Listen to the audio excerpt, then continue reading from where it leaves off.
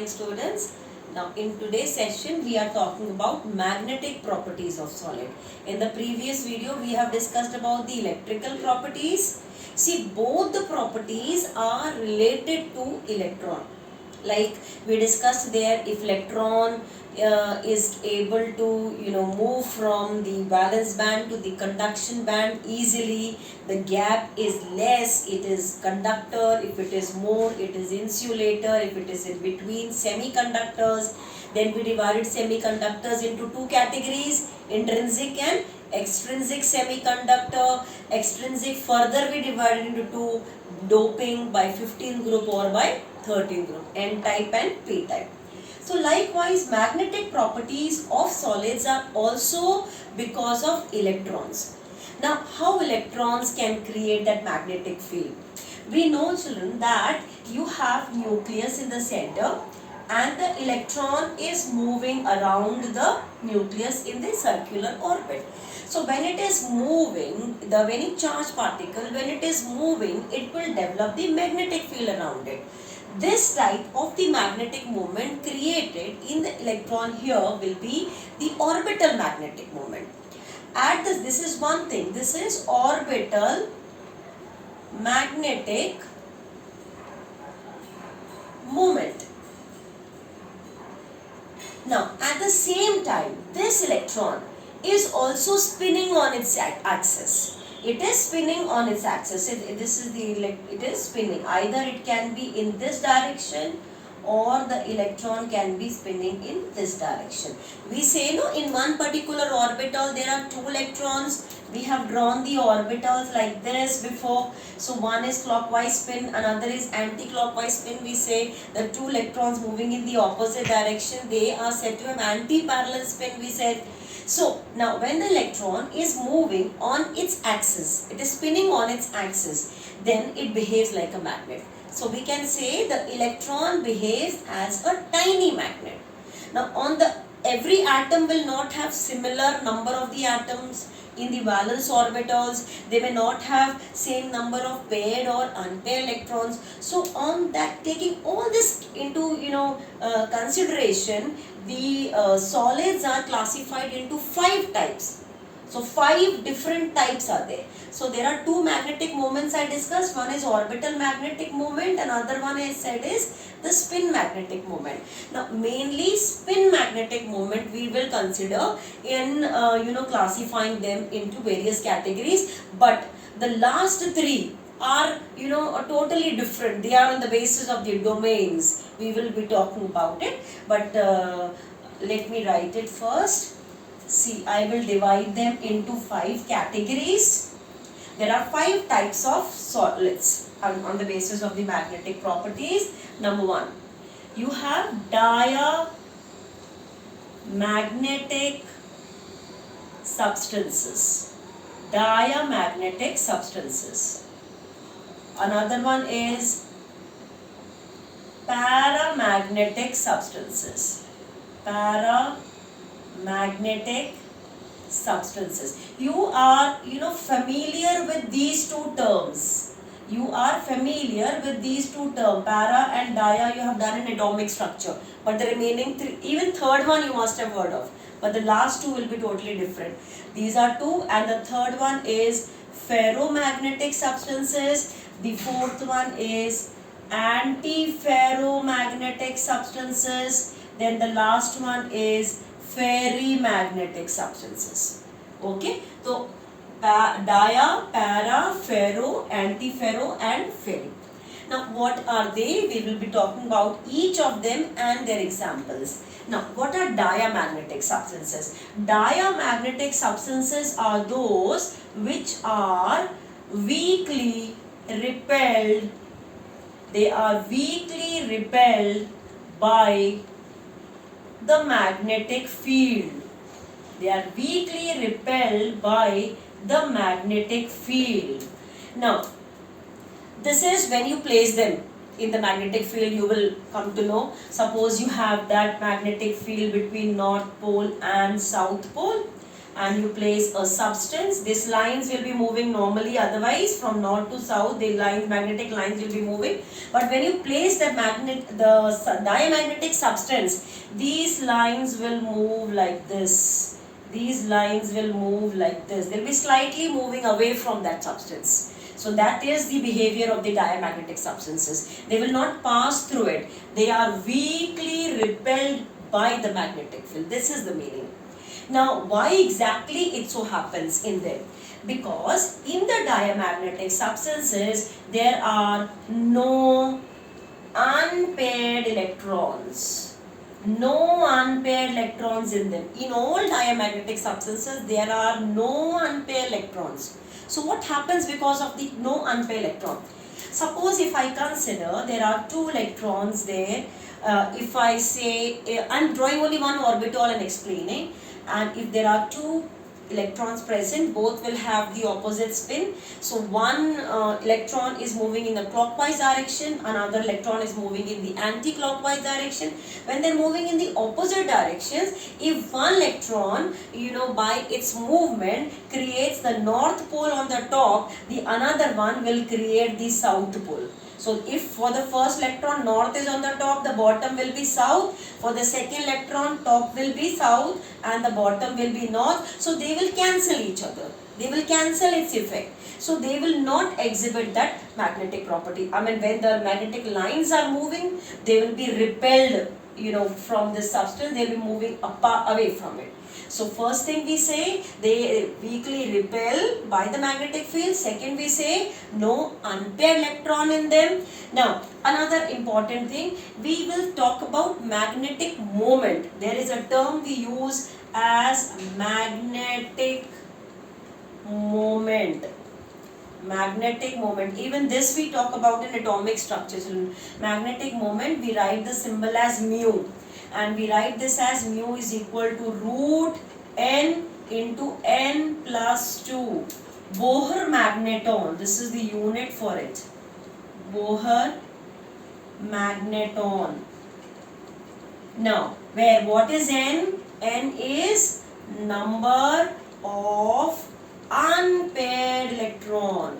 This is number of unpaired electron. So there are no unpaired electron.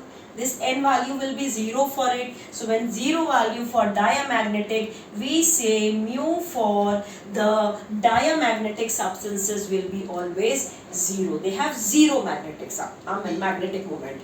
Till here it is clear. So 3 points I told you. 1, weakly repelled by the magnetic field. Diagrammatically I have explained it. There are no unpaired electron. So what happens if the electrons are paired? They cancel the effect of each other. So that is why when they are cancelled, they will not be affected by the magnetic field at all. And magnetic moment is 0, which I discussed here. Now what examples you can have here? Examples for diamagnetic substances I am writing here. One you have is NaCl, then you have water, then you have benzene, then you also have V2O5, and then you have TiO2. Okay, so this I have explained diamagnetic in it. You please note down this, then I will explain para, and these three I will take separately. Okay, please note down this diamagnetic substances first. Now paramagnetic substances. As we said here, the first one, they are weakly repelled. For para we say these are those substances which are weakly attracted. They are weakly attracted by magnetic field. They are weakly attracted by the magnetic field. Now why weakly attracted? Suppose we say here, this is the north pole again, you have the south pole, this is the substance which is paramagnetic. So these lines, when they are moving, they are going here, some of the lines will pass through it. Few lines will pass, but some will be moving like this also. So they are weakly passing through it. Okay, why it is like that for paramagnetic substances? Because they have unpaired electrons. Because of the presence of unpaired electrons. Now what will unpaired electrons do? As I said earlier, You have the orbital, you have say one electron, say if I talk about p orbital now, this is having paired, this is having paired, this is unpaired. Even if one unpaired is there, it will be paramagnetic substance. Even if one unpaired is there, it will be paramagnetic substance. So what will, these two will cancel out each other's effect. These two will cancel out each other's effect. What about this one? This will be, moving in one direction. It will have north and south pole. So it will interact with the magnetic lines of forces. So when the lines are passing through it, this unpaired electron, when the unpaired electron is there, it will arrange in such a manner that electron's south pole will come towards this side and its north pole will come towards south. It happens like this. So when the magnetic lines are moving, the unpaired electron will orient itself in such a manner that the south pole of the electron, it will be towards north, and this north will be towards south. It appears as if it is moving through it. So that is because of the presence of unpaired electron, they allow the magnetic lines to pass through it. So we can say they are weakly attracted. Another thing, they will retain their magnetic property only till the magnet is there. You remove the field, they will lose their magnetic property. So this is another point here. They, now we can say, lose their magnetic property. They lose their magnetic property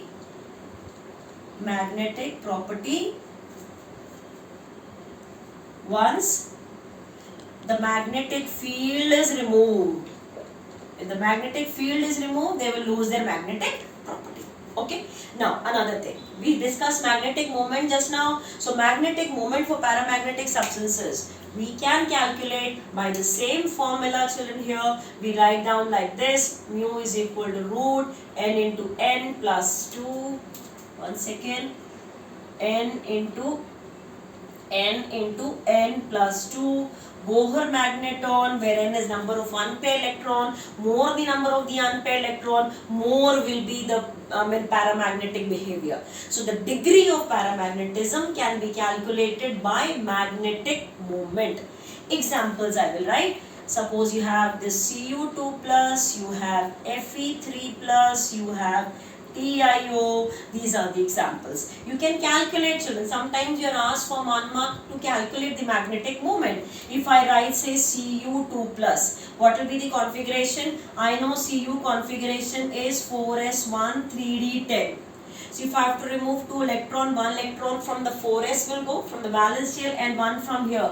That is 3d9. 3d9 has 1 unpaired electron. So 1 unpaired means I will put here 1. This plus, I was writing the answer. This into 2. So you will calculate, this will be the answer.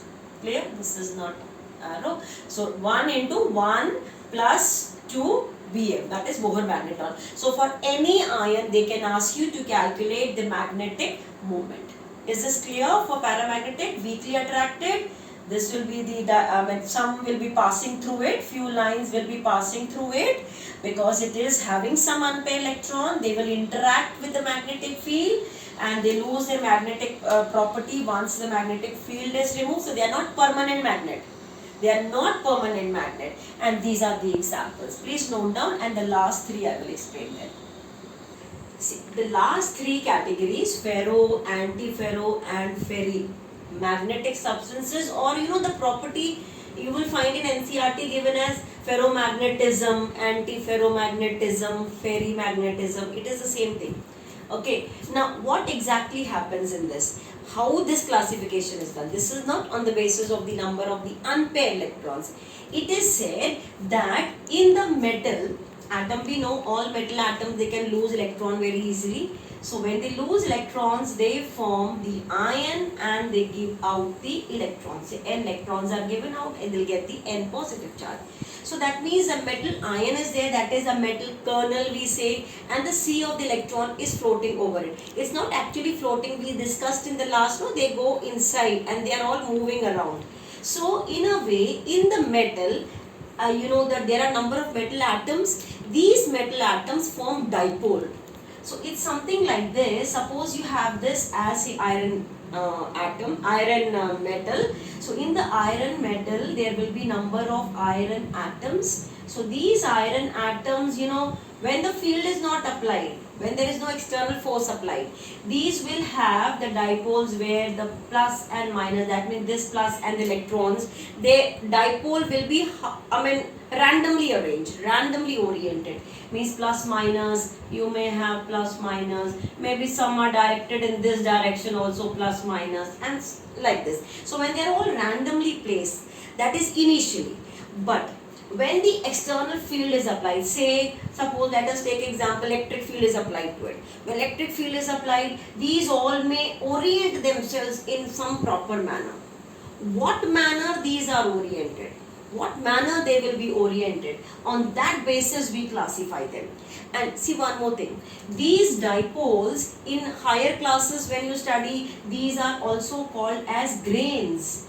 These are called as grains, these dipoles. But in our textbook they are talking about these metal dipoles, they group together, and the groups of those metal ions, these are metal ions plus those electrons, the dipoles, the group of these dipoles is called as domain. These are termed as domains. So what are basically domains? These are the groups of the dipoles formed in the metal. In the metal, number of metal atoms are there. In that metal atom, the electrons are free because they can lose electron readily, we said. So there is plus and minus, that is a dipole is created inside that. So when a dipole is created and no external field is applied, these dipoles are however placed, they are randomly oriented. But when some external force is applied, they get oriented in some proper manner. What manner they get oriented, on that basis we will classify them. Now these groups, as I said, these groups of dipoles, they are called as domains. So how they are oriented, on that basis what are we going to say? See, we will do like this. Suppose these metal, those domains, they are all oriented. If you represent these domains to be like this, if these are all placed in the same direction, that means as I have drawn earlier like this, a dipole, if I draw in this, all these are placed in this manner, plus minus, plus minus, plus, all positives one side, negatives one side. So if these domains are all oriented in the same direction, then it is called as ferromagnetic substances. So if these domains are all oriented in the same direction, then we say they are ferromagnetic substances. For them, this magnetic moment will be maximum. Why? Because they have maximum number of the unpaired electron. The magnetic moment for the ferromagnetic substances will be maximum. And what are ferromagnetic substances? We define them as, these are those substances which are strongly attracted. These are strongly attracted by the magnetic field. These are strongly attracted by the magnetic field. Okay. Now another example for that we can write, common example, iron, cobalt, nickel, and also CrO2. We write down this example, CrO2. Iron, cobalt, nickel and CrO2. These are all ferromagnetic substances example. Okay, this part is clear, because all are in the same direction. They cannot cancel out each other. The magnetic moment caused by one cannot be cancelled by the other. So when they cannot be cancelled, we will call them that magnetic moment is maximum for this. And these are strongly attracted, strong attraction. Just attraction, weak attraction was by paramagnetic. Okay, now let us talk about antiferro. What are antiferro? It's, you can see from ferro only you are getting this. If these domains are arranged, they are oriented alternately, like one upwards, one down, one upward, one down, like that. So what will happen? The magnetic moment because of one will be cancelled by the another one. So in a way, if I have to draw like these dipoles are arranged. I am drawing only 2, 3 to explain. So plus here, minus. For the next one, minus here, plus here. Then plus here, minus here. This will be minus here, plus here.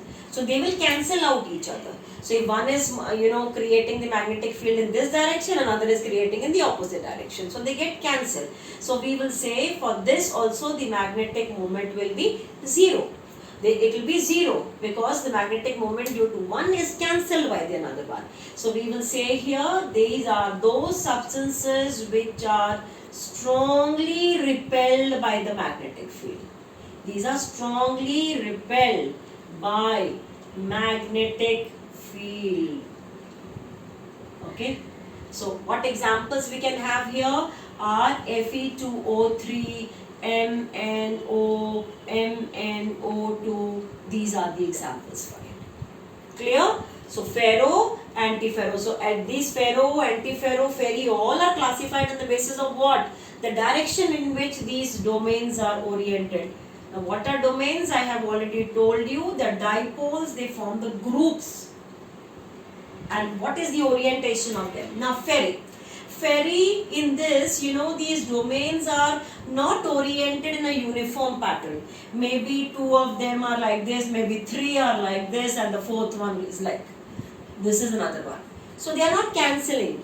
Unequal number of the domains are oriented in that manner. So some of 3 are up, say 2 are down. Maybe one more, again it goes up. Then again it goes down. So these may be cancelling, but unequal number is there if you say the overall. So this magnetic moment will not be equal to 0. Its magnetic moment somewhere will be lesser than ferro and more than antiferro.